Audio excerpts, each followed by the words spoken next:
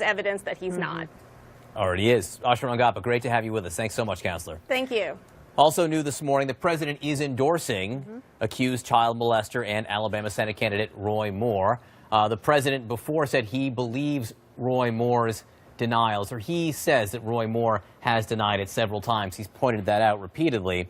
Today, he seemed to go even further. He wrote, Democrats' refusal to give even one vote for massive tax cuts is why we need Republican Roy Moore to win in Alabama. All right, let's remind you, 8 women have come forward with credible accusations against Roy Moore, 4 alleging sexual abuse or assault, 4 more saying they were pursued by Moore when he was much older and they were teenagers. 1, of course, accusing him of child molestation when she was 14 years old.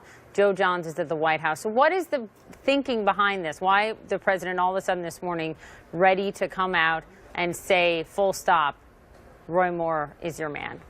Well, they haven't given us a reason, but I can tell you the polling that has been all over the place suggests, at least the Washington Post polling suggests, that Doug Jones, the Democrat in Alabama, is ahead in that race, though within the margin of error, a very close race, 50% to 47%, as the Washington Post has it. But there are a lot of concerns about polling in Alabama right now for this race, especially because this is a special election. Special elections don't occur regularly, so they're hard to poll for. This one has the allegations of sexual misconduct, which could create a huge variable, those allegations that you just mentioned at the very top.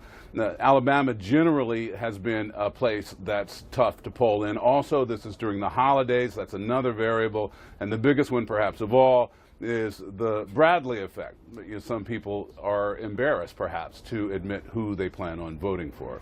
Back to you. Joe Johns of the White House, thank you very much. Meantime, former TV host Billy Bush breaking his pretty much year-long silence. He was the other voice on that Access Hollywood tape. He is speaking up, speaking out in a new opinion piece because the president has reportedly on multiple occasions questioned whether it was even his voice on that tape. In a New York Times op-ed, Bush pushes back saying, yes, Mr. President, it was you. Listen to those remarks. And when you're a star, they let you do it. You can do anything. Whatever you want. Grab them by the